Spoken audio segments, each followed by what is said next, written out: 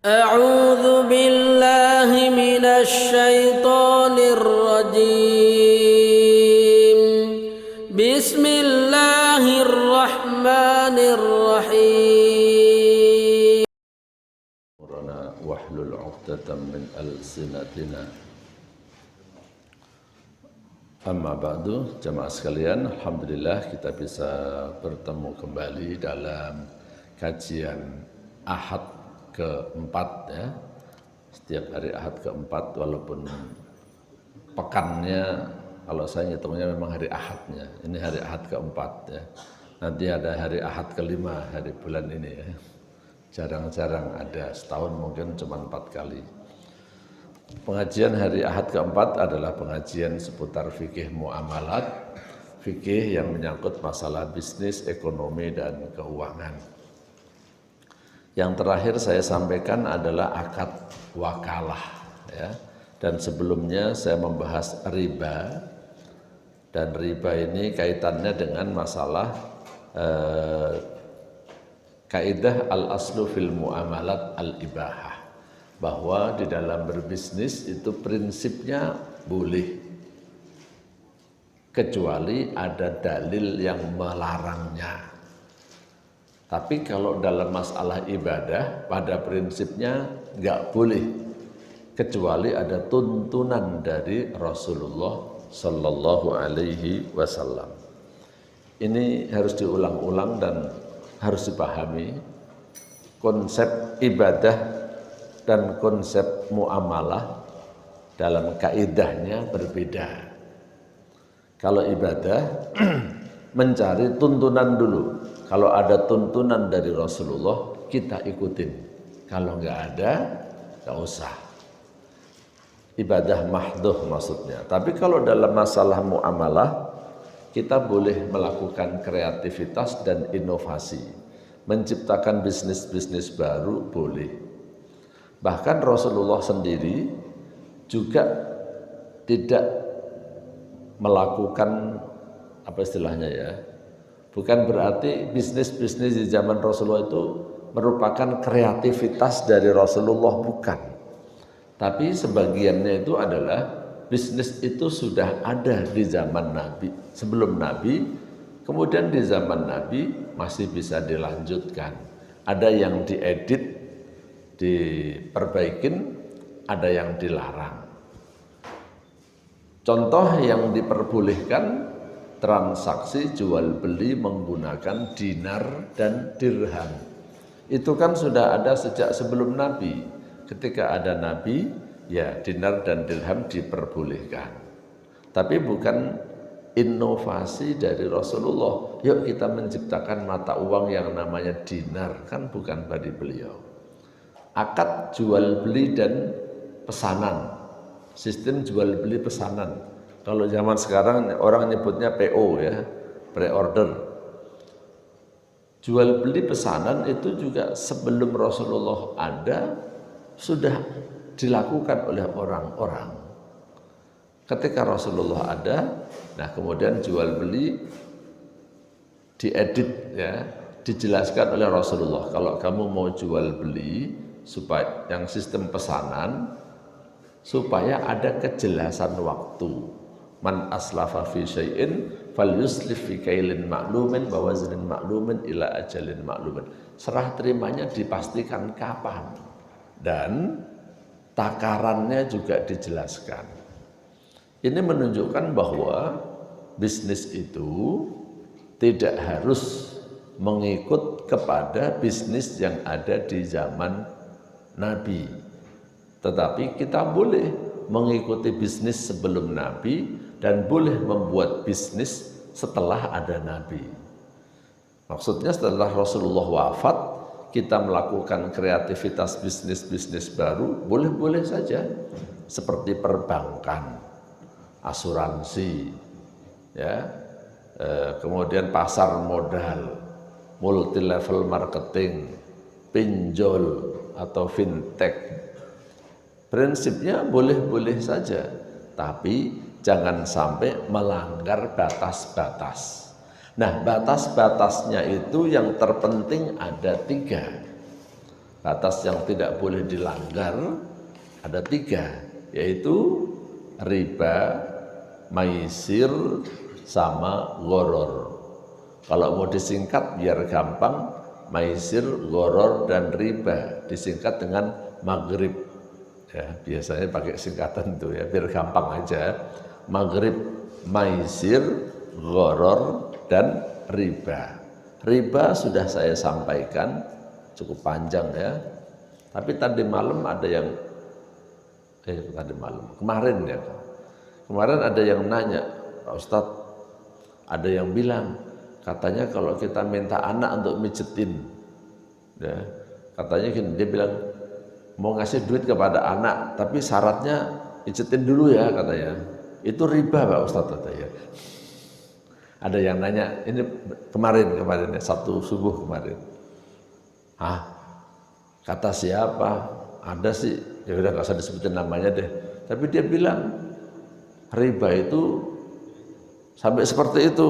Jadi kalau mau ngasih duit anak suruh mijetin dulu itu riba, katanya. Saya bilang nggak ada dalilnya seperti itu, nggak ada ya. Itu salah itu ya. Mosok mijetin disuruh bayar disebut riba. Itu kalau misalnya bukan anak namanya ujroh, upah. Pijitin saya dong, ntar saya kasih duit, itu namanya upah, bukan riba, ujroh. Ada juga di daerah Tangerang, katanya ustadzahnya bilang, kalau jualan jangan mahal-mahal, kalau untungnya kebanyakan itu riba, katanya. Terus berapa maksimalnya? 30% katanya. Wah, ini salah juga ya, nggak ada dalilnya, nggak ada. Kalau jualan harus maksimal 30%, nggak ada. Bahkan Rasulullah pernah didatangin oleh sahabat-sahabat ketika harga-harga pada naik atau inflasi kalau zaman sekarang. Rasulullah diminta oleh sahabat-sahabat supaya Rasulullah menentukan harga barang. Rasulullah nggak berkenan, enggak, ya saya nggak mau, kira-kira gitulah ya. Tapi bahasanya lebih halus ya. Saya tidak mau nanti kalau di akhirat dituntut oleh kalian, salah seorang di antara kalian. Karena apa? Karena kedoliman yang saya lakukan terhadap harta mereka. Jadi menentukan harga barang milik orang lain itu dolim. Dolimnya di mana? Lah wong yang punya barang dia, yang beli dia, orang lain semua. Mosok saya nentuin harga? Kalau saya yang menentukan harga, kalau kemahalan, kan kasihan yang beli, dolim saya. Kalau kemurahan, kan kasihan yang jualan. Maka Rasulullah nggak mau menentukan harga-harga barang yang dijual oleh orang. Kalau mau menentukan harga barang yang kita jual sendiri, silahkan. Dan Rasulullah menyampaikan, innallaha wal musa'ir al-qabidul basitur razik. Allah yang menentukan harga. Dialah yang menggenggam dan dialah yang melepas. Dan dialah yang memberikan rezeki. Maksudnya menggenggam dan melepas itu kalau bahasa ekonominya supply and demand. Harga itu tergantung pada supply and demand, ya kan? Supply and demand itu yang menentukan Allah, gitu kan? Kalau kita berupaya meningkatkan supaya terjadi balance, keseimbangan di dalam supply and demand boleh, tapi yang membagi rezeki itu juga Allah. Kalau orang mau ngasih harga mahal atau murah, ya terserah, itu rezekinya masing-masing, nggak boleh ditentukan. Ya. Jadi nggak ada alasan kalau untung lebih dari 30% itu disebut riba, itu nggak ada, dalilnya nggak ada. Ya nggak apa-apa, Bapak mau jualan untungnya 100% juga nggak apa-apa. Itu pedagang, maaf ya, jangan yang tinggi-tinggi, pedagang asongan, jualan kopi yang diseduh. Nanti kalau sebentar lagi banyak kan, nah apa namanya, Starbucks keliling. Itu umumnya berapa Pak? Nah, 3.000 sampai 5.000. Yang 2.000 ada nggak? Nggak ada kan? Paling murah 3.000 kan? Padahal itu kopinya satu saset berapa? 1.000 kan Pak? Dijualnya 3.000. Anggaplah ditambah dengan gelasnya sama airnya 500, jadi 1.500 kan? Dijual 3.000. Untungnya jadi berapa persen? Riba itu. Itu kalau dijualnya 3.000, kalau 5.000. Nah kalau di rest area kopi saset yang seperti ini dijual berapa? Nah 10.000 kan? Riba lagi kalau itu. Berarti kalau itu riba itu kan yang memberikan riba dan yang menerima riba kan dosa kan?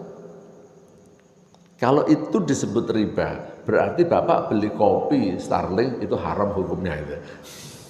Bapak beli kopi di rest area haram hukumnya. Kenapa? Riba. Loh kan dia yang riba. Ya tapi yang memberikan riba juga dosa. Kalau itu dianggap riba, maka saya katakan itu salah. Riba bukan itu ya. Riba waktu itu sudah saya jelaskan, ada riba fadl, ada riba nasa atau nasi'ah. Saya nggak bisa ngulang semuanya ya.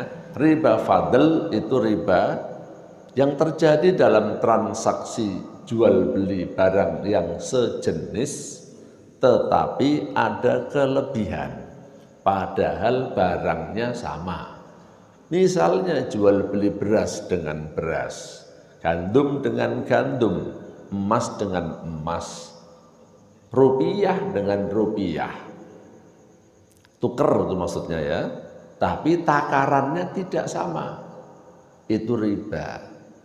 Supaya tidak riba gimana caranya? Rasulullah ajarkan jual dulu dengan yang lain. Jual dengan dinar atau dirham. Kalau sekarang jual dulu dengan rupiah. Dapat rupiah baru belikan beras yang lainnya. Maksudnya Bapak punya beras yang jelek, Bapak nggak mau, ditukerlah dengan beras yang bagus. Kalau tukar menukar barang yang sejenis itu harus sama. 10 liter dengan 10 liter. Lah jelek dengan bagus kok 10 sama. Ya nggak ada yang mau. Makanya caranya jual dulu dengan rupiah. Setelah itu dapat duit belikan beras yang bagus. Itu menunjukkan pentingnya standar harga. Ya. Itu menunjukkan pentingnya ada standarisasi harga, alat tukar itu perlu. Yang namanya zaman kita rupiah, zaman Nabi dinar dan dirham. Satu lagi adalah riba nasi'ah. Riba nasi'ah itu utang piutang, ya, contohnya utang piutang, di mana orang yang berhutang harus membayar lebih sesuai dengan waktunya. Semakin panjang, semakin mahal. Nah itulah riba nasi'ah. Ya. Globalnya seperti itu. Kalau definisi riba di dalam Al-Quran nggak ada. Yang ada di dalam Al-Quran, riba itu haram. Itu aja kira-kira penjelasannya. Di dalam hadis dikasih contoh riba. Ini termasuk riba, ini termasuk riba, ini termasuk riba. Nah para ulama menyimpulkan, oh berarti riba itu ada riba fadl, ada riba nasi'ah. Nah gitu ya. Oke, nah sekarang setelah riba, saya mau menyampaikan tentang goror. Ya. Saya mau menyampaikan tentang goror. Di antara yang diharamkan kan tadi maisir, goror, sama riba. Saya sudah membahas riba, sekarang saya mau bahas masalah goror. Baik. Tadi saya kira mau dikasih ini LCD, proyektornya lagi nggak ada. Oh ya udah. Oh gitu ya udah nggak apa-apa.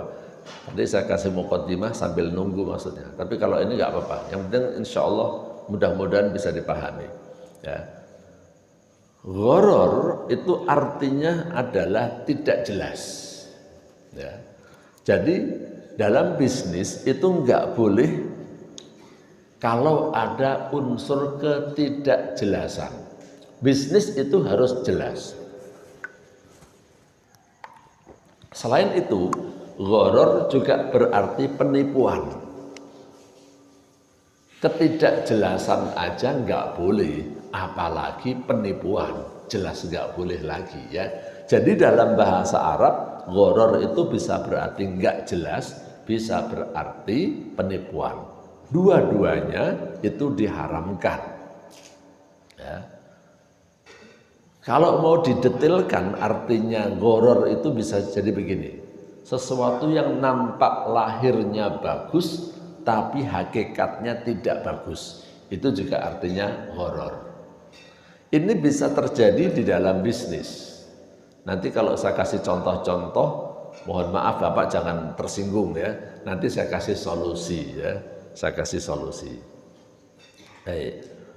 Jadi yang penting sekarang dipahami dulu 3 arti gharar, nggak jelas, nipu atau kelihatannya bagus tapi hakikatnya nggak bagus. Itu namanya gharar.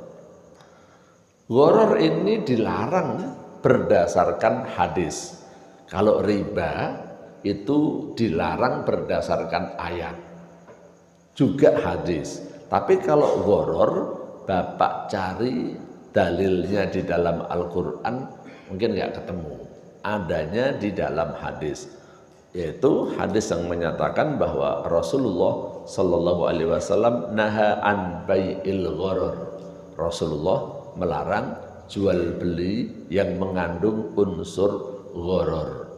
Contohnya apa di zaman Nabi? Ya. Di antaranya Rasulullah melarang bai'il hasad. Bai'il hasad itu jual beli. Kalau diterjemah ya, hasad itu kerikil. Jual beli kerikil. Batu kecil. Bukan maksudnya kerikil dijual, bukan ya. Ini kadang-kadang orang yang tidak memahami bahasa Arab melihat artinya begitu saja, terus itu ada larangan an bai'il hasad, jual kerikil katanya. Kenapa kamu jual batu, jual kerikil, split itu dosa katanya. Maksudnya bukan begitu. Bai'il hasad itu atau hasad itu sistem jual beli. Misalnya ini batu ya, yang terjadi zaman dulu. Saya mau beli tanah dong. Oke, silakan, berapa harganya? 10 dinar. Oke, batasannya mana? Ini batu dipegang dilempar. Nanti jatuhnya di mana, itulah batas yang dijual. Jadi jual beli tanah ukurannya berdasarkan lemparan batu. Kalau yang lempar kuat bisa dapat luas. Kalau yang lempar letoy jadinya dapatnya dikit gitu.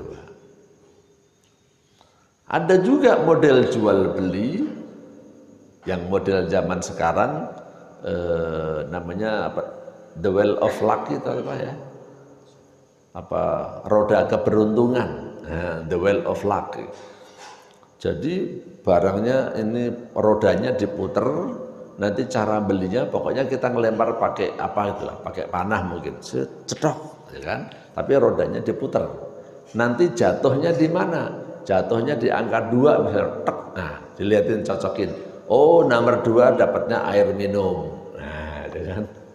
Oh, jatuhnya teng langsung angka 10. Wah, angka 10 dapatnya mouse misalnya kan.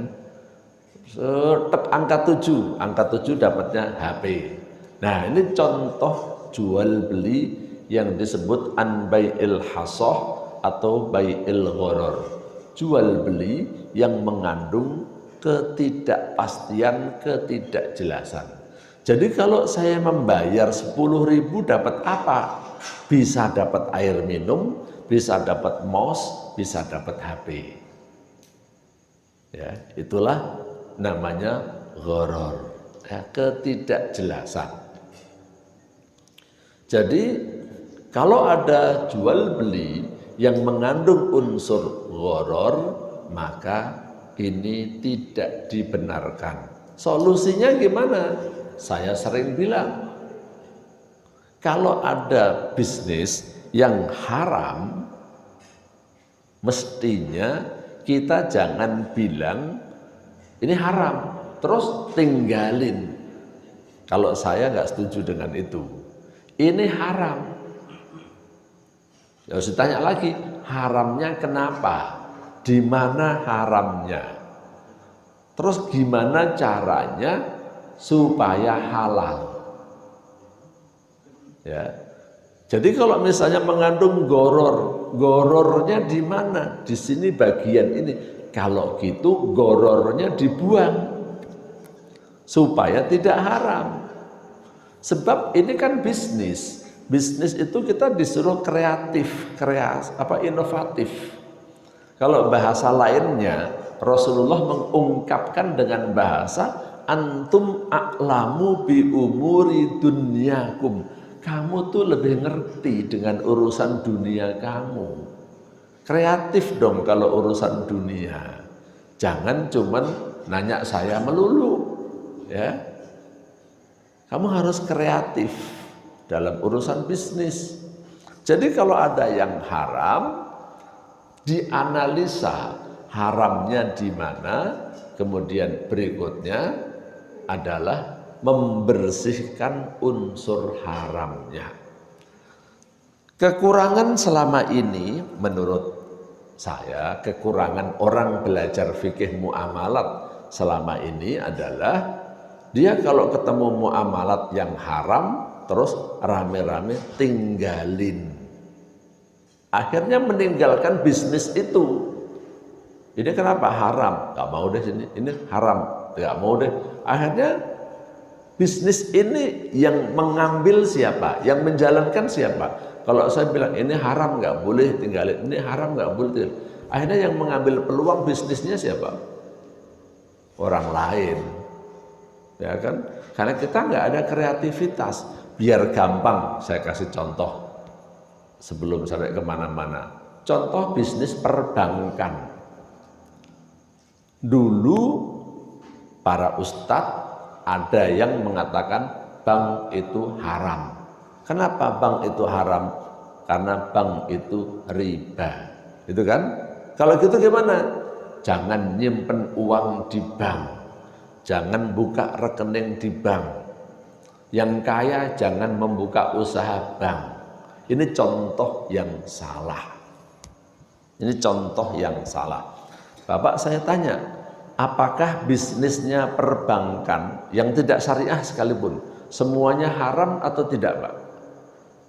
Atau ada yang halal, ada yang haram?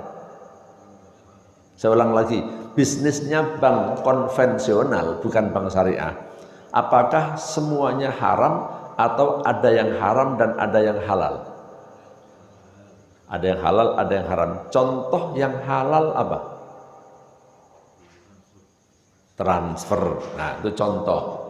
Transfer itu halal.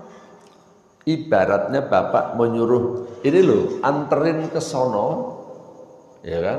Anterin ke sono tempat orang pada main, ya kan? Ongkosnya berapa? Suruh nganterin.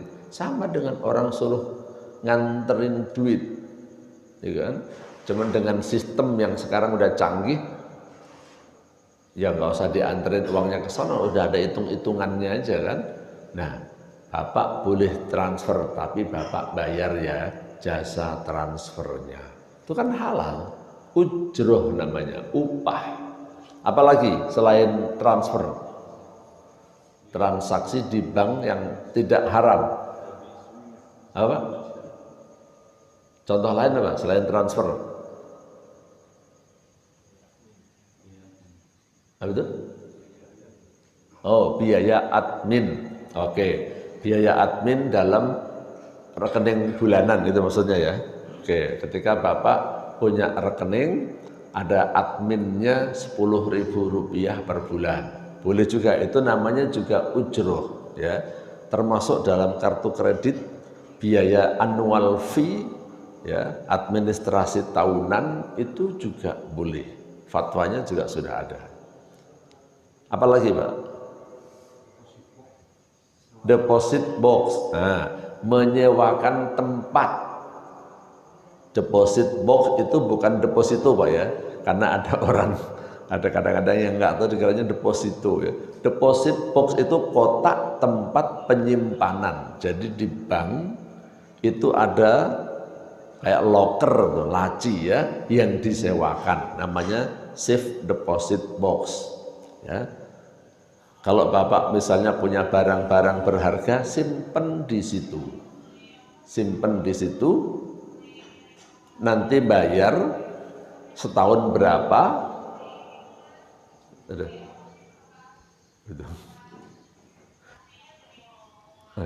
Bapak nyimpen sendiri, ngambil sendiri. Ada yang cerita kepada saya, ada orang punya tanah, sertifikatnya disimpan di safe deposit box. Terus dia mati, yang punya tanah mati, ahli warisnya nggak tahu Pak. Jadi ini tanah-tanah gimana? Ini nggak jelas sekarang, nggak ada suratnya. Emang suratnya kenapa? Suratnya dulu ditaruh di safe deposit box sama yang punya, tapi kuncinya sama safe deposit box-nya di bank mana nggak ada yang tahu. Keluarganya nggak ada yang dikasih tahu Pak. Ini kejadian beneran Pak ya. Ya, waktu saya mau tanah, ya ada tanah-tanah yang pengen saya beli buat kampus di Jakarta. Ini nggak bisa, nggak jelas, nggak ada suratnya. Aneh Pak. Orang punya sertifikat ditaruh di safe deposit box, keluarganya nggak ada yang tahu, nggak dikasih tahu. Akhirnya ya nggak jelas sampai sekarang. Udah berapa tahun tuh meninggalnya ya. Itu sewa Pak, sama dengan nyewain laci. Itu halal ya, jasa. Nah sebenarnya zaman sekarang itu banyak Pak. Ada bank yang pada waktu pandemi itu nggak rugi, untungnya malah banyak katanya. Dari mana Pak? Memang di masa pandemi ada yang pada kredit, nggak ada. Terus untungnya dari mana? Untungnya dia dari retail payment katanya. Retail payment, pembayaran. Contoh Bapak bayar listrik, bayar telepon, bayar PAM. Kalau zaman saya kecil, kalau bayar listrik, datang ke loket, ngantri bisa 2 jam tuh Pak. Ya, disuruh sama orang tua saya kan, ngantri bisa 1 jam sampai 2 jam, cuman mau bayar listrik. Sekarang kita bayar listriknya di mana? Di rumah, ya kan pakai HP bayarnya. Itu pakai akun rekening saya, bank kan? Banknya dapat upah nggak Pak? Dapat. Nah ini contoh bahwasanya bisnis itu harus kreatif, jangan diem baik. Ya. Bisnis itu harus inovatif. Jadi akhirnya saya katakan bisnisnya bank itu tidak semuanya haram, karena tidak semuanya riba. Bank itu sekarang menjadi lembaga keuangan yang menawarkan jasa-jasa di bidang keuangan. Di antaranya pembayaran. Sekarang udah nggak ada lagi. Bayar listrik ngantri, bayar telepon ngantri, udah ketinggalan. Bank cuman minta upah nggak banyak sih, 2.000 biasanya, ya kan? 2.000, tapi kali berapa puluh juta pelanggan, Pak. Ya, Bapak sebulan bayar rekening berapa banyak, Pak? Saya bayar rekening listrik, ya kan? Listrik rumah, listrik sekolahan, listrik apartemen, terus bayar tagihan internet, ya kan? Bayar tagihan air saya itu contoh. Saya hitung-hitung tagihan saya sebulan sekitar 20, Pak. Ya, 20 tagihan. Saya nggak perlu ngantri ngurusin satu-satu. Saya catetin di sini. Ya, setiap awal bulan nanti saya bayar apa 1, tandain udah, 2 udah, 3 udah. Itu Pak, ada catatannya. Nah, kalau satu tagihan 2.000 kali 20 dapat 40.000, Pak. Itu banknya ya. Itu kali berapa juta penduduk Indonesia, Pak? Dapat untung enggak, Pak? Nah, halal apa haram itu? Halal. Sekarang bank malah nambah lagi. bukan cuma pembayaran, dia ikut jualan, Pak. Nah, jualan apa coba? Bank ikut jualan sekarang. Jualan apa, Pak? Jualan pulsa. Ya kan? Dulu kalau orang mau beli pulsa datang ke counter, ya kan? Yang pulsanya 25 dijual 27. Sekarang udah beli pulsa nggak usah ke counter. Counter jadi banyak yang tutup. Kenapa? Orang beli pulsa sekarang di HP-nya juga lewat bank. Kira-kira banknya dikasih keuntungan nggak, Pak? Ya kalau nggak dikasih keuntungan siapa yang mau, Pak ya? No lunch free katanya ya. Tidak ada makan siang gratis dalam urusan bisnis, semuanya bayar. Saya kasih lagi, saya kembangkan biar Bapak paham ya. Sekolah atau kampus sekarang bayarnya juga lewat bank kan? Bayar SPP segala macam. Itu biasanya pakai yang namanya virtual account. Virtual account itu bayar nggak, Pak? Yang bayar siapa? Nah, yang jelas nasabahnya bank. Berapa, Pak, bayarnya? Nggak tahu. Jadi virtual account itu setiap kali transaksi bayar antara 1.500 sampai dengan 3.000, Pak. Enggak gratis itu. Jadi misalnya saya punya kampus, ya. Ada berapa mahasiswa?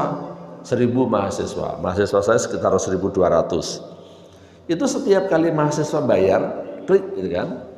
Ini kalau mau pakai virtual account, itu bank mengenakan tambahan biaya virtual account-nya Rp3.000. Kalau 1.000 orang sekali pembayaran SPP satu semester sekali, Pak ya, misalnya 3.000 kali 1.000, bank dapat berapa, Pak? 3 juta. Kalau setahun 2 kali berarti bank dapat berapa? 6 juta. Banknya ngapain? Cuman nyiapin sistem, dia nggak perlu kerja, kan cuman membuat sistem aplikasinya aja kan. Yang membuat virtual account tuh kita sendiri. Mahasiswa ini tak kasih nomor rekening sendiri, virtual account namanya ya. Nah itu bisa dibebankan kepada mahasiswa, bisa dibayarin oleh kampusnya. Itu bayar, Pak. Kenapa? Ya ini sistem kemudahan supaya sekolah nggak repot-repot lagi. Kalau bayar datang ke kantor, nyatetin, bikin kwitansi, nyiapin karyawan, itu kan repot, Pak ya.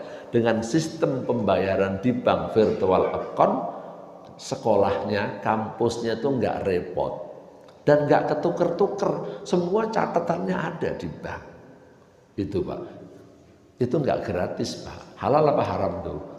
Nah, itu contoh. Harusnya orang Islam kalau ada bisnis-bisnis yang ada unsur haramnya, mikir, jangan cuma bilang haram, tinggalin, haram, tinggalin. Harusnya berpikir, saya mau membuat bank yang halal, gimana caranya? Ya jangan mikirin kalau bank itu pasti simpan pinjam. Orang taunya kalau bank simpan pinjam, simpan pinjam. Itu kan cara berpikir yang jadul, stagnan, nggak kreatif. Yang namanya bank pasti simpan pinjam. Enggak cuman simpan pinjam, Pak, bank itu. Ya. Makanya sekarang bank-bank tertentu itu, saya nggak menyebutin namanya, ya, dia itu berlomba-lomba menciptakan suatu produk dalam perbankan sehingga istilahnya biaya operasional dan pendapatan operasionalnya atau boponya itu impas atau bahkan untung. Di situ, Pak, seandainya nggak ada yang kredit, nggak ada yang ngutang, pun dia sudah untung, Pak. Itu kreativitas bank, ya. Jadi kembali kepada gharar, ya. Nah, gharar, Bapak Ibu sekalian, itu ada 3 kategori. Ada gharar yang namanya fahish, ada gharar yang namanya yasir, ada gharar yang namanya mutawasid. Ini kalau pakai bahasa Arab, gampangnya gini, gharar itu ada yang banyak, ghararnya, ketidakjelasannya jelas apa? Gede banget deh. Itu haram. Semua sepakat haram. Ada gharar yang enteng dan bahkan nggak bisa dihindari, maka para ulama mengatakan dimaafkan. Tapi ada gharar yang sedang, dibilang ringan apa berat ya. Ini para ulama berbeda pendapat. Oke, saya kasih contoh. Contoh gharar yang tidak bisa dihindari. Saya baca dari kitab ya. Saya baca dari kitab. Al-ghararu wal jahalatu thalathatu aqsamin. Kathirun mumtana'un ijma'an katayri fil hawa. Wa qalilun jaizun ka asasid dar wa qutnil jubbah. Wa mutawassitun ikhtalafa fihi hal yulhaqu bil awwal au bil tsani. Oke. Gharar itu ada 3. Yang pertama yang besar itu haram, ijma, semuanya sepakat, seperti burung yang terbang di udara. Maksudnya saya jual burung saya ya, burungnya mana? Kabur. Saya punya burung merpati, kan Bapak tahu ini fotonya nih ya, tapi sekarang lagi kabur, nggak tahu kemana. Saya jual, mau nggak? Ya. Ini contoh zaman dulu ini ya, di kitab-kitab. Nggak boleh Pak, nggak jelas. Jual burung, burungnya bisa ketangkep, bisa enggak kan? Kalau nggak ketangkep gimana? Nah, nggak boleh. Ada yang sedikit dan tidak bisa dihindari. Contohnya pondasi rumah. Nah, ini yang mau saya angkat. Bapak kalau beli rumah waktu beli di sini, perumahan ini, Bapak tahu nggak pondasinya isinya apa Pak? Isinya apa? Batu, terus semen, apa lagi? Pasir. Nah saya tanya, pasirnya berapa Pak? Semennya berapa? Batunya berapa? Ada yang tahu nggak? Kalau pengen tahu digali lagi Pak, biar lihat. Kedalamannya berapa? Bapak nggak ngelihat kan? Ini kan ada unsur ketidakjelasan, tapi nggak mungkin dihindari Pak, nggak bisa dihindari. Ya kalau gitu saya pengen tahu deh, saya lihat pondasinya digali dulu, ya malah roboh rumahnya kan. Kalau misalnya ini dulu semennya sekian, nggak bisa. Developer sama tukangnya juga nggak bisa mastiin. Ini dulu semennya kira-kira berapa ya? Nggak bisa kan dia kan. Jangankan semennya, pondasinya. Kadang-kadang suruh ngitung gentengnya aja nggak bisa dia. Ngitung gentengnya kan. Nah ini contoh gharar yang dimaafkan.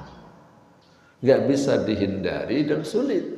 Oke, Bapak kalau beli bakso, Bapak lagi sekeluarga sama istri sama anak, itu kira-kira kuahnya sama atau enggak Pak?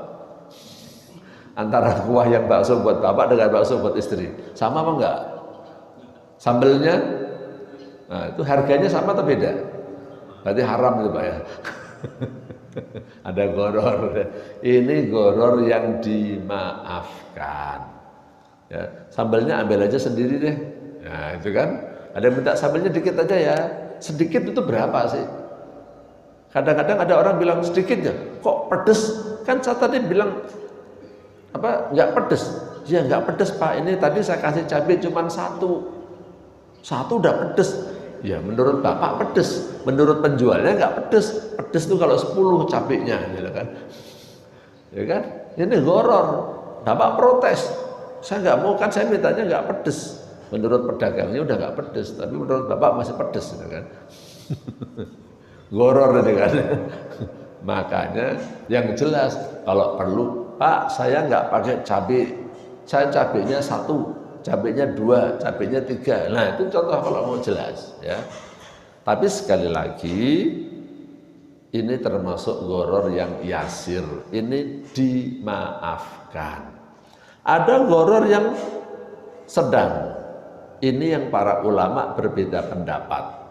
Apakah dikiaskan dengan yang sedikit jadi dimaafkan atau dianggap disamakan dengan yang banyak jadi haram? Contohnya all you can eat ya. Bapak kalau makan di restoran yang sifatnya caranya all you can eat, pokoknya bayar sekian, nanti boleh makan sepuasnya. Dulu saya pernah lihat di sini ada ya, tapi sekarang saya lihat kok kayaknya udah nggak ada ya. 99.000 makan sepuasnya. Saya sih nggak pernah masuk ke situ ya. Tapi pernah ngelihat tulisan. Tapi kok tempo hari saya lihat udah nggak ada lagi ya restoran. Udah tutup ya. Bener nggak Pak? Udah tutup ya. Nah, mungkin ada restoran yang terkenal yang nggak usah saya sebutin namanya, yang sekali makan 200.000 itu kan. Nah itu kan daging makannya kan. Atau rata-rata kalau Bapak masuk ke hotel, itu kan sarapan sepuasnya kan, jatahnya 2 orang kan, kalau nambah 1 bayar kan, nah bayarnya sama kan, makannya beda-beda. Atau di bandara, di lounge ya, itu juga pokoknya masuk bayar sekian, makan minumnya terserah berapa aja, bayarnya sama. Nah ini termasuk goror yang sedang. Ulama berbeda pendapat. Ada yang menghalalkan, ada yang mengharamkan. Tapi kalau Bapak tanya kepada saya sih mengikuti pendapat ulama yang menghalalkan. Ini goror, tapi gorornya nggak banyak-banyak banget. Karena namanya orang makan, sebanyak-banyaknya orang makan itu berapa? Udah bisa dihitung. Ya, oleh pedagangnya itu udah dihitung. Orang makan nggak mungkin sekian, contohnya gitu. Dia udah ada hitung-hitungannya. Rata-rata orang makan itu sekian, antara sekian sampai sekian. Kadang-kadang Bapak bilang, rugi saya makan di situ. Kenapa? Ya saya makannya dikit. Ya kalau Bapak mau rugi jangan beli di situ kan. Kalau Bapak makannya dikit jangan di situ, salah sendiri Bapak di situ. Ya kan? Kan masuknya kan nggak dipaksa kan. Bapak milih sendiri ya. Jadi kalau saya termasuk ngikut yang moderat ya nggak apa-apa, boleh-boleh aja. Tapi kalau nggak cocok ya jangan di situ gitu kan. Makanya saya kalau di hotel ngajak anak, saya kasih tahu anak saya. Kan kalau jatahnya misalnya saya sama istri, ngajak anak 1, saya nggak mau extra bed, ya kan? Nanti kalau sarapan bayar aja nggak apa-apa. Saya tanya, kamu pilih mana? Kamu pilih sarapan di hotel atau beli di luar? Saya kasih uang jajannya. Misalnya kalau sekali makan 200.000, oh, kamu pilih mana? Makan di hotel, Abi bayarin 200.000, atau makan di sana tuh 50.000 kamu udah kenyang banget. Kalau mau makan di hotel ya makannya yang bener, makan yang banyak, itu maksud saya kan. Jangan bayar 200.000 cuman makan nasi goreng doang sama minum teh, habis itu udah 200.000, sayang lah. Mendingan pesen aja ya, pesen aja dibawa ke kamar dari luar kan boleh ya. Sekarang saya ajarin kalau di hotel kalau mau makan murah gampang, udah pakai ojek aja. Pakai ojek nanti dianterin ke hotel, nggak usah keluar. 50.000 1 orang juga udah kenyang itu kalau makan, daripada di hotel 200.000 ya kan. Nah ini contoh ya Pak ya. Oke, ada lagi saya kasih contoh. Ini termasuk goror yang boleh jadi ulama berbeda pendapat, tapi kalau dihindari lebih bagus karena solusinya gampang. Maaf nih, makan di warung Padang. Makan di warung Padang, restoran maksud saya ya, restoran. Yang kalau kita makan itu semua lauk pauk di bawah sini kan, ada berapa macam itu kan. Terus kita nggak tahu harganya, nggak tahu juga sistemnya. Ini dihitung per 1 piring apa per 1 biji. Dikasihlah udang, ya kan? Dikasih udang, dikasih cincang, dikasih apa lagi? Cumi dan segala macam. Nah, sambelnya juga 3 macam atau 4 macam kan? Bapak colek dikit sambel yang ini. Sama dia dihitung nggak Pak? Dihitung. Udang 1 piring, Bapak ambil cuma 2 biji. Dihitungnya berapa? Satu piring apa 2 biji? Nah, 1 piring, ini kan nggak jelas tuh sistem. Tapi kalau ayam ada ditaruh 2 piring, 2 potong dalam 1 piring. Bapak ambil 1, dihitungnya berapa? 1 potong atau 1 piring? Nah, 1 potong kan? Berarti di sini ada cara ngitung yang berbeda. Cara ngitung yang berbeda. Ya kalau orang itu udah biasa makan di restoran Padang, nggak masalah. Tapi bagi yang nggak biasa dia nggak ngerti. Apalagi bapak ngajak saudara misalnya, ngajak temen yang nggak pernah makan di restoran itu, dicobain semua. Masa bapak mau ngelarang? Jangan dicobain. Kan nggak mungkin kan bapak ngelarang-larang gitu kan. Waduh, ternyata udangnya dicoba dikit, sambelnya dikit, dikit-dikit semua itu kan. Begitu tagihan keluar, bandar tekor katanya kan. Nah, ini contoh gharar sebenarnya. Cara menghilangkannya gampang sebenarnya. Kalau bapak punya restoran Padang, saran saya, nah gitu maksud saya, hilangkan unsur ghararnya. Gimana caranya? Bikin daftar harga, Pak. Ya, bikin daftar harga, tulis di sini ayam 1 potong sekian, udang 1 piring sekian. Nanti kalau ada orang datang, kira-kira pelanggan yang orang makan yang belum terbiasa, Pak ini makanannya, silakan daftar harganya di sini. Nanti kalau ada yang nggak jelas boleh tanya. Nah, contohnya gitu aja, selesai. Buatin daftar harga, taruh di mejanya.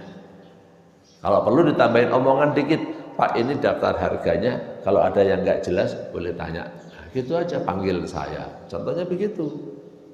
Makanya saya pribadi kalau makan, saya maaf ya, lebih suka makan di restoran yang modelnya bayar dulu baru makan, atau yang ada daftar harganya jelas, daripada makan di seperti tadi. Saya nggak suka terus terang, karena harganya saya nggak ngerti.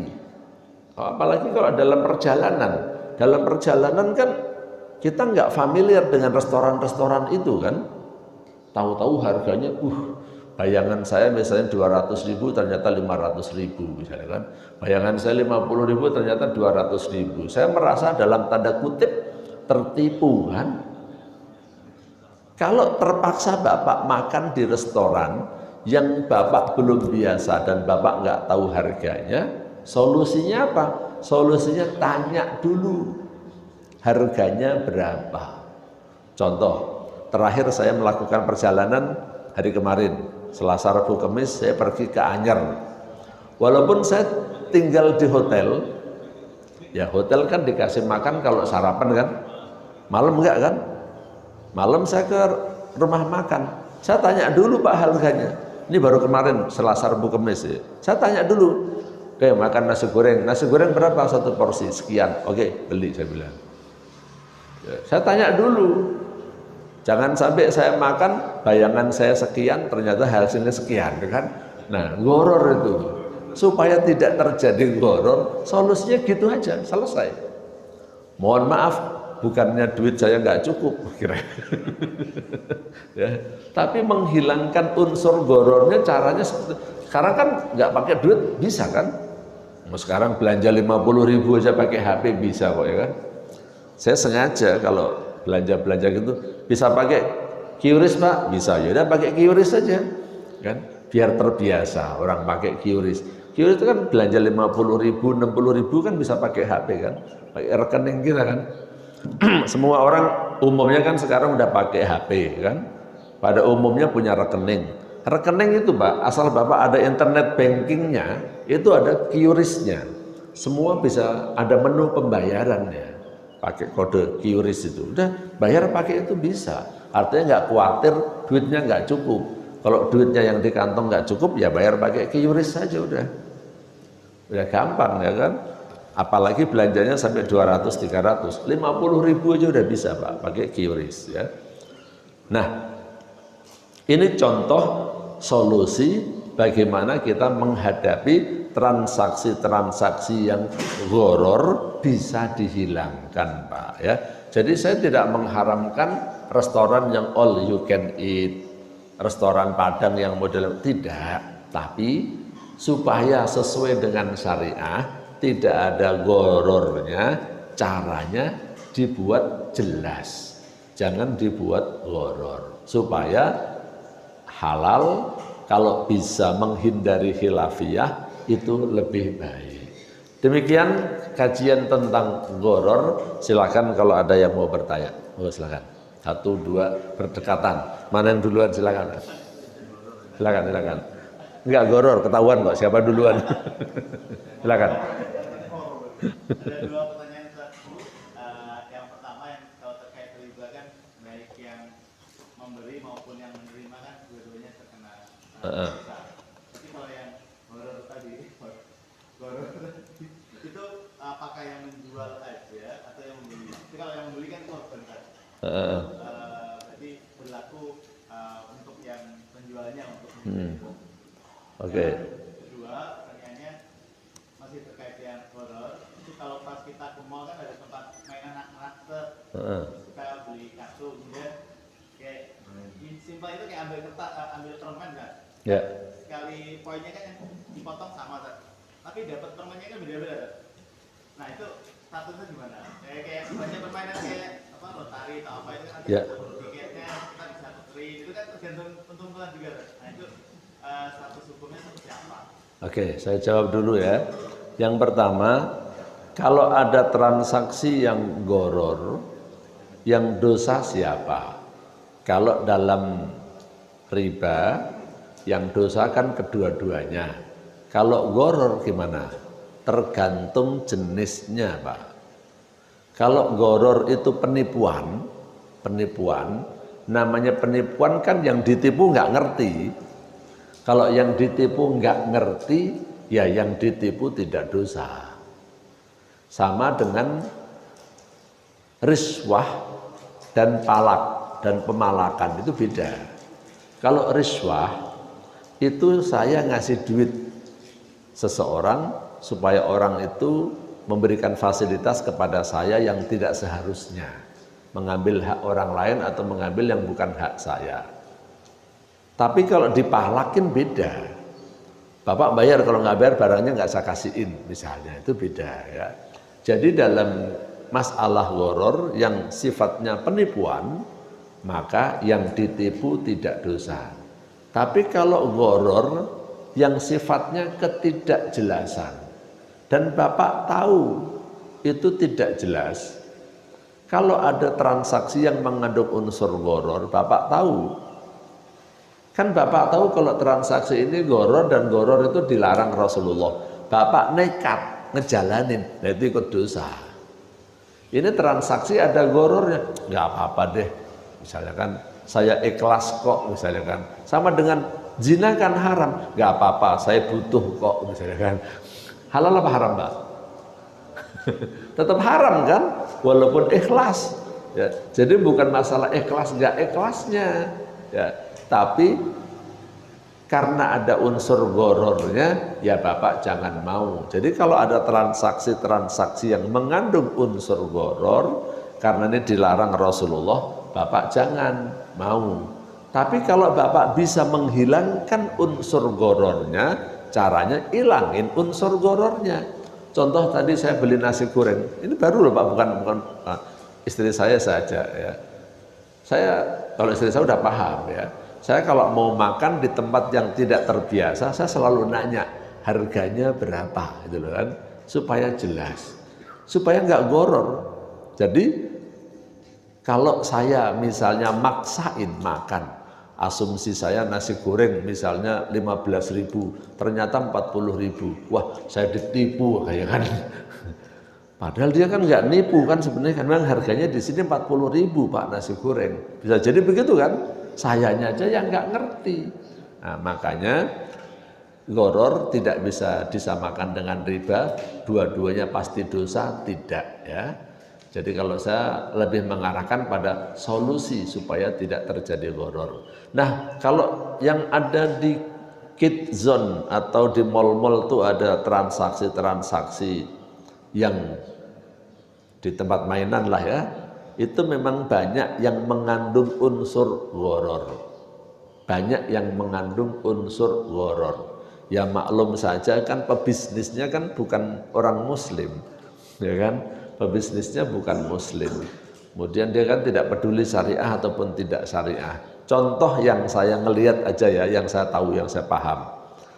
Di Kidzone itu di daerah mainan itu orang beli koin 10.000, kemudian nanti dia bisa mainin robot. Robotnya itu bisa dapat boneka, bisa tidak. Ya kan? Kalau dia robot kecil dan gerak-gerakin, kalau Pak pinter bisa dapat boneka. Kalau enggak ya udah hilang gitu aja, enggak dapat apa-apa. Nah ini termasuk gharar, ya kan? Ini kan sebenarnya kan mau jual beli apa? Jual beli boneka atau sewa mainan. Kalau sewa mainan ya nyewa aja. Nanti kalau dapat boneka cemplungin lagi. Kalau memang jual beli, ya udah satu boneka harganya berapa? Itu. Ini nggak jelas nih. Sebenarnya jual beli boneka atau sewa alat. Kalau nyewa nggak boleh ngambil. Kalau beli harus jelas. Nah ini gharar. Ini nggak boleh itu ya. Tapi kalau yang modelnya kayak apa? Main kuda-kudaan, 5 kali putaran atau 15 menit bayarnya 10.000 misal. Itu nggak apa-apa. Itu jelas namanya sewa. Saya sewa main kuda-kudaan ini selama 5 menit 10.000, atau main mobil-mobilan keliling ya kan selama 3 putaran misalnya 15.000. Nah, itu jelas itu sewa, itu nggak apa-apa. Tapi setelah itu dikasih kertas, dikasih poin. Nah kalau itu mah namanya hadiah atau bonus. Nah itu nggak apa-apa. Karena sebenarnya harganya ditentukan berdasarkan sewa tadi. Bonus bisa diambil, bisa tidak. Ya, bisa diambil, bisa tidak. Sama dengan Bapak mendapatkan poin dalam menggunakan kartu kredit. Bapak mendapatkan poin kalau belanja di minimarket yang berlangganan. Kan dikasih poin. Poin-poin itu sebenarnya adalah diskon sebenarnya kan. Sama dengan diskon. Tapi kalau menurut aturan pajak itu diskon dengan poin dan cashback itu beda. Nanti dalam ngitung pajaknya beda. Jadi antara diskon dengan cashback itu beda. Tapi secara fikih kira-kira ya sebenarnya itu adalah hadiah. Ya, hadiah itu insya Allah halal. Jadi menurut saya nggak apa-apa. Kalau yang kertasnya itu nanti dikasih kertas. Nanti kertasnya kalau udah banyak ditukar nggak apa. Tapi yang penting mainannya itu mainan yang mana? Mainan yang sifatnya sewa, jelas halal, atau mainan yang ada unsur ghararnya. Saya tidak tahu semua jenis permainan ya dan cara ngitungnya, tapi yang saya tahu diantaranya yang robot itu sampai yang sewa mobil-mobilan itu ya, go-kart ataupun naik kuda-kudaan, komedi putar apa itu istilahnya itu ya. Itu jelas sekian menit. Nah itu nggak apa-apa. Jelas Pak ya? Oke, silakan. Yang kedua, tetangganya tadi. Silakan. Waalaikumsalam warahmatullahi wabarakatuh. Tidak sengaja saya dimasukkan dalam suatu grup mentoring gitu. Dari hari pertama sampai hari sekian bagus, isinya full mentoring. Ujung-ujungnya mengarah ke MLM Pak. Cuman di MLM yang dia tuju itu dia mengklaim dapat sertifikat halal dari MUI. Pengetahuan kita kan kalau MLM ya skema ponzi, tidak pasti peran. Tapi tadi Ustaz menjelaskan bahwa bisnis harus kreatif. Ya. Jadi beda antara MLM dengan skema ponzi Pak ya. Di Indonesia itu ada sekitar 300 perusahaan MLM di Indonesia. Ya, ada 300-an. Izin yang pernah dikeluarkan itu sekitar 400. 400 izin untuk MLM. Ya. Secara singkatnya, tidak sama antara MLM dengan skema ponzi. MLM itu benar-benar jual beli. Ya, Kalau skema Ponzi itu adalah bonusnya diambil dari perekrutan. Itu skema Ponzi. Skema Ponzi itu dilarang oleh negara, apalagi agama, ya kan? Jadi kalau skema Ponzi itu yang bonusnya berdasarkan dari hasil perekrutan. Tapi kalau multi level marketing, ada barang yang dijual. Jadi orientasinya pada penjualan produk. Jadi tidak semua MLM halal dan tidak semua MLM haram. Ya, ada yang halal dan ada yang haram. Nah, tadi Bapak menyebutkan sertifikat halal. Ada istilah yang berbeda, Pak ya. Halal dengan syariah. Kalau halal itu adalah sertifikat untuk produk. Misalnya ini minuman dapatnya label halal, ya. Kalau yang tidak bisa dipasang label dapatnya sertifikat. Contohnya daging curah, kan nggak ada sertifikatnya, Pak. Nggak ada labelnya, ya, tapi dapatnya sertifikat. Jadi kalau daging curah kiloan itu namanya nanti dapat sertifikat halal. Kalau yang begini udah dapat label halal. Nah, kalau syariah itu untuk sektor jasa. Jadi dalam multi level barangnya bisa halal, sistemnya bisa haram. Kalau multi level yang halal adalah produknya halal dan sistemnya syariah. Kalau halal itu Bapak dapatkan dari BPJPH, Badan Pengelola Jaminan Produk Halal. Yang dulu itu Bapak dapatkan dari LP POM MUI, tapi sekarang dari BPJPH. Tapi kalau syariah, Bapak dapatkan pengakuan atau sertifikat syariah dari Dewan Syariah Nasional. Nah, itu regulasinya seperti itu. Jadi intinya gimana Pak multi level? Ada yang halal, ada yang haram, Bapak harus cek dulu. Buat masyarakat yang gampang gimana? Ngeceknya itu langsung di websitenya yang ngatur, jangan kata dia. Tadi kan saya bilang kalau syariah itu dari Dewan Syariah Nasional kan, Bapak cek di websitenya dsnmui.or.id. Nah, ceknya di situ.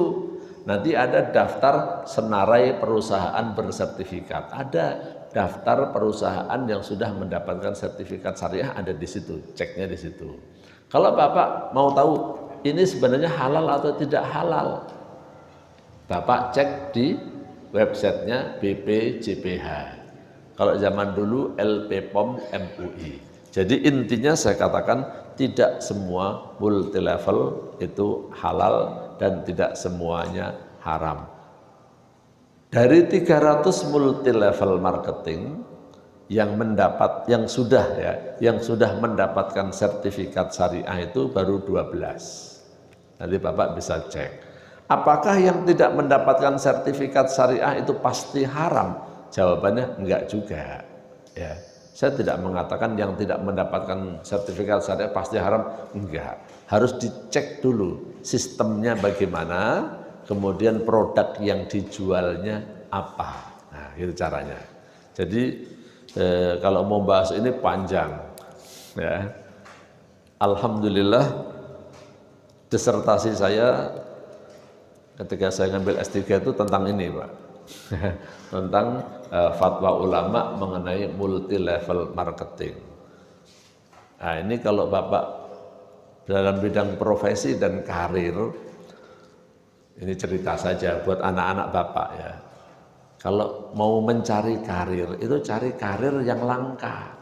Jangan cari karir yang banyak dibutuhkan orang katanya.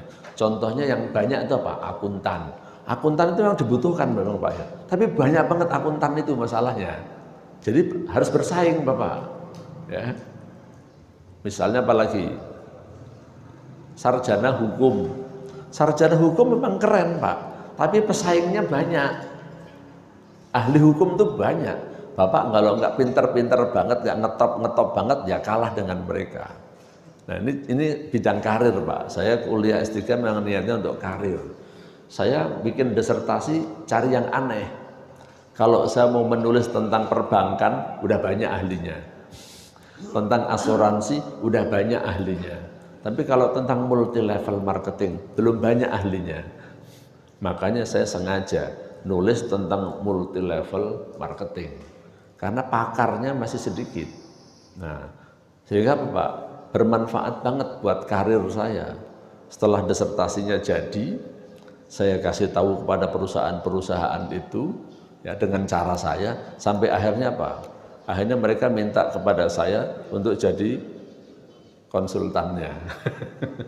Dari 12 perusahaan itu Pak yang sudah masuk syariah, 4 diantaranya yang ngurusin sertifikat syariahnya dan yang ngawasinya adalah saya. Jadi dari 12 itu yang 4 diantaranya adalah ada saya di situ, tapi saya nggak mau sebutin namanya ya. Tapi saya mau tunjukkan. Jadi kalau mau cari karir itu cari karir yang langka, itu Pak. Jangan cari karir yang banyak pesaingnya. Ya susah nanti kita cari yang langka jadi enak. Akhirnya apa? Mereka mau Pak, saya double boleh nggak kerjanya? Kan dia yang minta, bukan saya yang ngelamar kan. Hanya kan dia yang minta, dia tahu kalau saya punya keahlian di bidang ini kan. Pak Ustadz gabung di sini dong. Tapi saya udah tempat lain. Nggak apa-apa katanya. Tapi kan saya nggak bisa datang setiap hari. Nggak apa-apa. Nanti yang penting kalau ada ini tolong dibantu. Oke lah gitu kan. Jadi ada yang 1 bulan saya datang sebulan sekali. Ada yang sebulan 2 kali. Ada yang sebulan sampai 4 kali juga ada. Paling banter sebulan 4 kali saya datang. Ya nggak apa-apa kan sebulan sekali datang, saya bilang gajinya juga sebulan sekali kok Pak, saya bilang. Nggak apa-apa sebulan sekali. Nah itu Pak tentang multi level. Jadi di sini sih panjang saya punya slide dan punya bahan. Itu jelas ya? Oke, ada satu lagi boleh? Karena silakan Pak. Tadi kan ada transaksi bank yang dihalalkan ya. Riba apa goror? Riba. Kalau riba nggak ada yang dihalalkan. Kalau goror, Yang jual beli pulsa itu Pak Ustadz. Itu kan transaksi yang dihalalkan. Jadi disebutkan kan transaksi yang dihalalkan. Terus transfer ya kan. Oke, silakan lanjut ya. Nah, apakah ketika kita itu bergabung dalam satu bank itu kan bank itu ada transaksi yang kemungkinan ada yang bersifat riba. Apakah kita itu dalam satu bank itu kecipratan Pak Ustadz? Oke. Unsur ribanya. Baik, jadi mungkin saya koreksi, bukan ada riba yang dihalalkan, ada transaksi bank yang dihalalkan. Ya. Kalau riba pasti haram. Ya. Kalau riba semuanya haram. Jadi saya tadi tidak menjelaskan ada riba yang dihalalkan, tapi transaksi bank itu ada yang halal, ada yang haram. Yang mengandung riba itu haram. Yang tidak riba ya halal. Makanya kalau Bapak jadi bankir itu harus kreatif, menciptakan produk-produk yang tidak berbau riba. Contohnya tadi produk transfer, produk pembayaran atau retail payment, produk jualan pulsa. Sekarang Pak, saya ngelihat sendiri ada bank itu kalau saya bilang sih udah jualan banget ya. Ini nanti kalau dikembangkan terus, pedagang-pedagang bisa kalah. Dia jualan minuman begini Pak, pakai vending machine. Jadi ada vending machine-nya itu Bapak bisa bayar, memang logonya ya logo aplikasi bank itu ya. Bukan logo banknya, tapi logo aplikasi bank. Gak apa-apa supaya Bapak jelas saja. Kalau aplikasi Bank Mandiri namanya apa? Livin. Kalau aplikasi Bank CIMB Niaga namanya apa? Okto. Nah itu kan sudah perusahaan sendiri Pak. Okto, Livin itu biasanya udah pakai izin sendiri, udah bukan bank. Tapi kan sebenarnya yang punya bank. Nah itu ada. Ini saya jadi nyebutin merek supaya Bapak jelas saja. Itu ada vending machine itu mereknya Okto. Jadi kita kalau transaksi pakainya Okto Pak. Jualan minuman begini-begini sama makanan-makanan kecil yang transaksinya 10.000, 20.000, bahkan ada yang harganya 6.000. Saya coba transaksi 6.000 bisa nggak? Bisa ternyata. Ternyata bisa. Jadi jual beli minuman yang harganya Rp6.000, bayarnya pakai bank, Pak. Pakai QRIS tadi saya katakan. Ini kalau dia bikin duitnya kan banyak, Pak, kalau bank. Ya kan? Tapi dikatakan melanggar aturan enggak, kok bank jadi jualan? Ini yang jualan bukan bank, tapi oktonya. Okto itu sebab setiap aplikasi itu harus izin sendiri. Yang saya tahu aplikasi itu izin sendiri, perusahaan sendiri, Pak. Sekarang trennya begitu. Ya. Kecuali kalau model kayak BSI, aplikasinya namanya BSI. Ini saya nggak tahu apakah harus izin sendiri atau tidak, saya nggak ngerti. Tapi perusahaan kalau udah beda, nama aplikasinya dirubah. Itu salah satu cara supaya ini berbeda perusahaan, Pak. Sehingga bisnisnya berbeda. Begitu, Pak, caranya. Ya. Jadi masalah riba saya katakan semuanya haram. Nah, kalau bank transaksinya ada riba, ada tidak ribanya.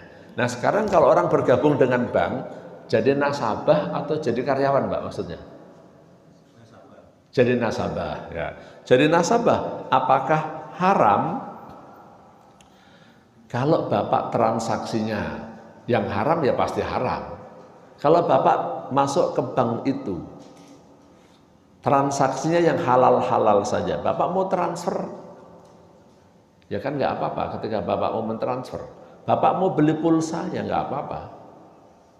Tapi ada memang ustadz yang pendapatnya rada kerasnya begini. Pokoknya ketika Bapak membuka rekening di bank, itu dah langsung haram. Kenapa? Karena Bapak menyetujui akad-akad yang ada di bank itu. Ada ustadz yang seperti itu, ada, Pak, ya, saya katakan. Nah, pertanyaan saya, kalau Bapak jadi karyawan atau jadi pegawai negeri, pembayaran gajinya dibayar lewat apa, Pak? Lewat bank. Apakah Bapak bilang kalau gitu haram jadi pegawai negeri, haram jadi karyawan karena gajinya dibayar lewat bank itu? Solusinya gimana?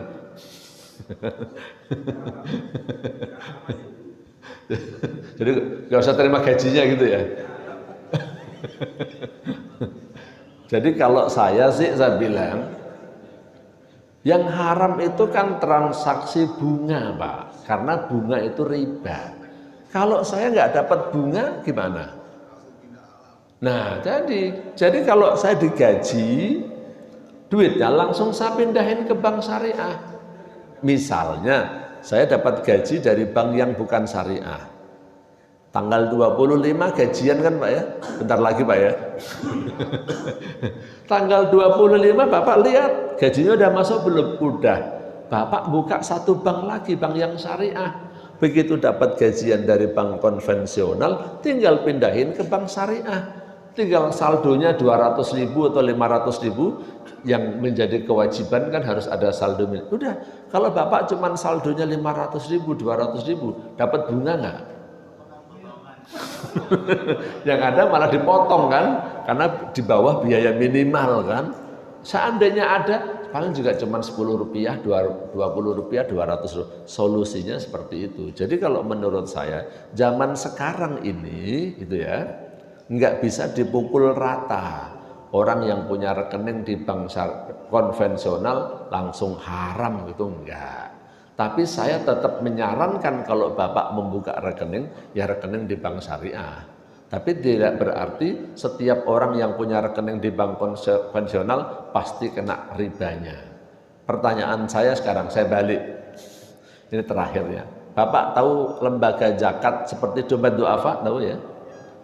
Terus apa namanya? Darut Tauhid, Baitul Mal Hidayatullah, dan lembaga-lembaga zakat yang lain termasuk Basnas.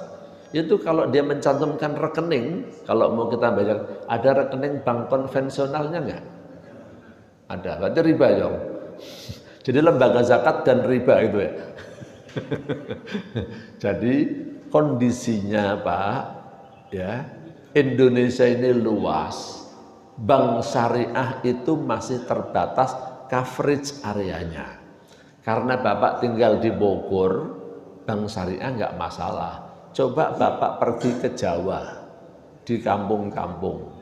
Coba Bapak pergi ke Sumatera. Coba Bapak ke Kalimantan, Sulawesi. nyari bank syariah ribetnya minta ampun, Pak. Ya. Adanya BRI terus di mana-mana ya. Makanya lembaga-lembaga zakat ini tetap membuka rekening bank konvensional. Supaya apa? Orang-orang yang di daerah yang susah ke bank syariah, dia tetap mau bayar zakat lewat lembaga-lembaga tersebut. Jelas Pak ya? Oke, baik. Ini yang bisa kita bahas. Mudah-mudahan bermanfaat. Insya Allah kita sambung lagi nanti bulan depan pada hari Ahad yang keempat. Kurang lebihnya saya mohon maaf. Wallahu a'lam bishawab. Subhanakallahumma wa bihamdika asyhadu an la ilaha illa anta astaghfiruka wa atubu ilaik. Wassalamualaikum warahmatullahi wabarakatuh.